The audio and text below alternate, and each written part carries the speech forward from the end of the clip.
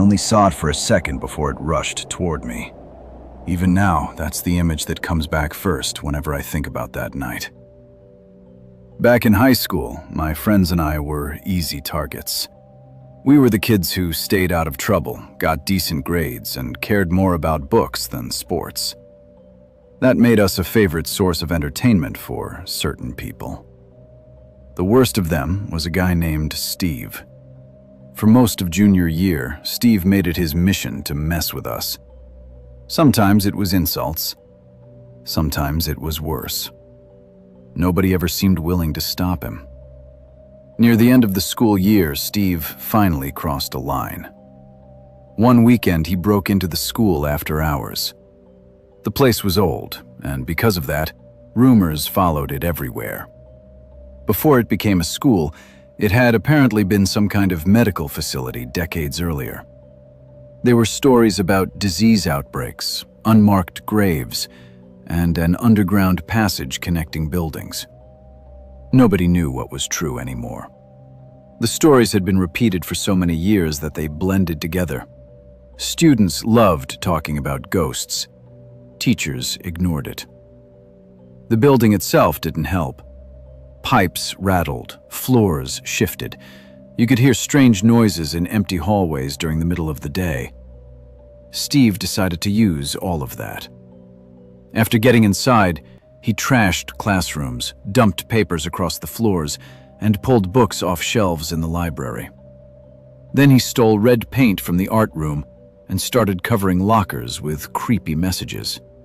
Things about death, warnings, threats, the kind of stuff you'd expect from a cheap horror movie. But that's not what got everyone's attention. When he was eventually caught, Steve claimed something had happened while he was writing on the lockers. According to him, he heard sounds coming from the basement. He said he walked toward the basement entrance and saw movement below.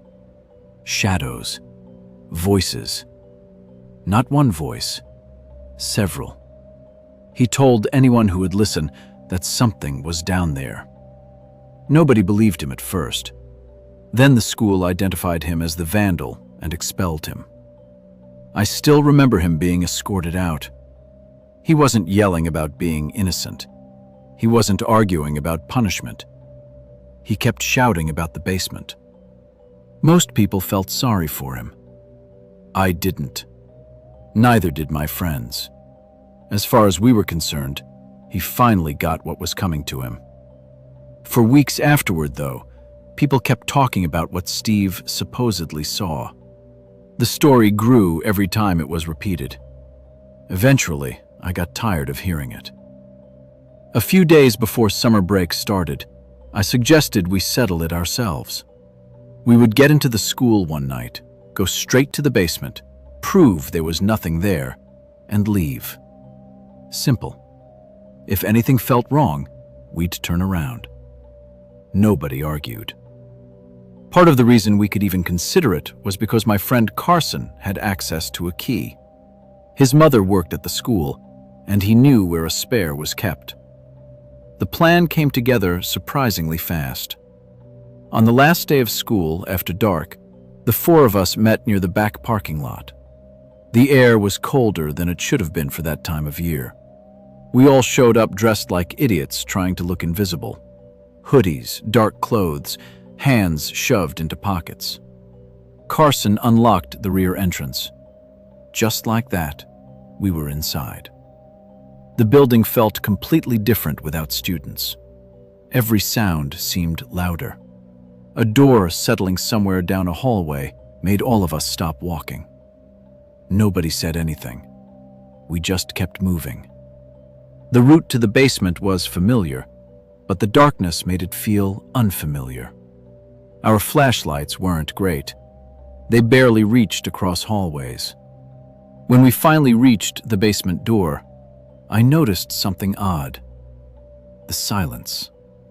The rest of the building creaked occasionally. Down there, nothing. Carson opened the door. A staircase disappeared into darkness. Nobody backed out, so we went down. The basement turned out to be much larger than I expected. Storage boxes covered entire sections. Old decorations, outdated textbooks, broken furniture, forgotten supplies. As we wandered deeper, I started noticing rows of old religious statues stacked near one wall. Most were damaged. A few had cracked faces. Something about them bothered me enough that I kept checking over my shoulder. We spent several minutes exploring and found absolutely nothing unusual.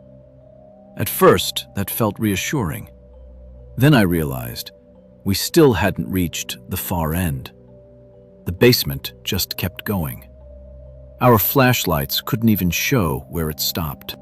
Eventually, we reached a corner where the air felt noticeably colder.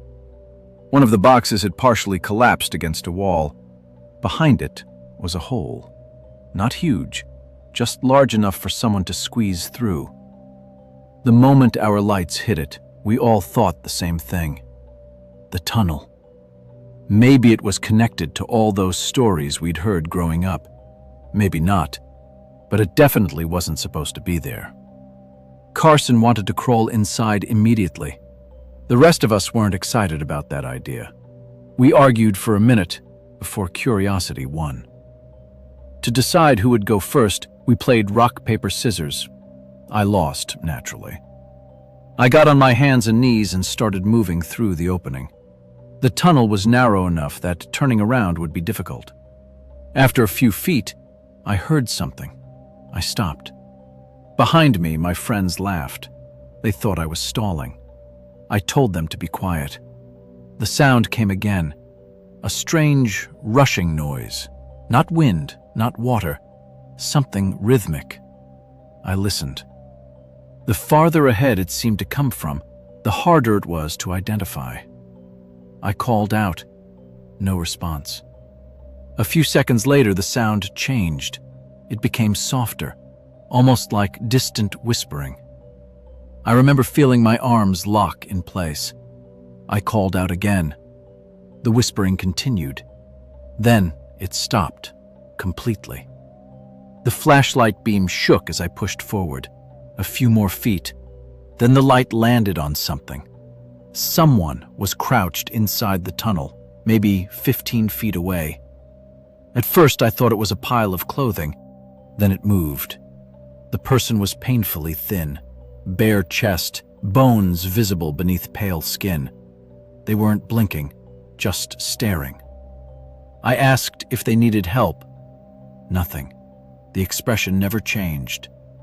I started backing up, slowly. The moment I moved, the figure launched forward. Not standing, not crawling normally, just surging toward me while making a sound I've never been able to compare to anything else. I scrambled backwards so hard, my elbows slammed into the tunnel walls. By the time I burst out of the opening, my friends still didn't understand what was happening. Then they saw it. The figure came out right behind me. For a split second, it reached toward us. I remember the hand more than anything. The fingers looked impossibly long. Nobody waited around after that. We ran, straight across the basement, up the stairs.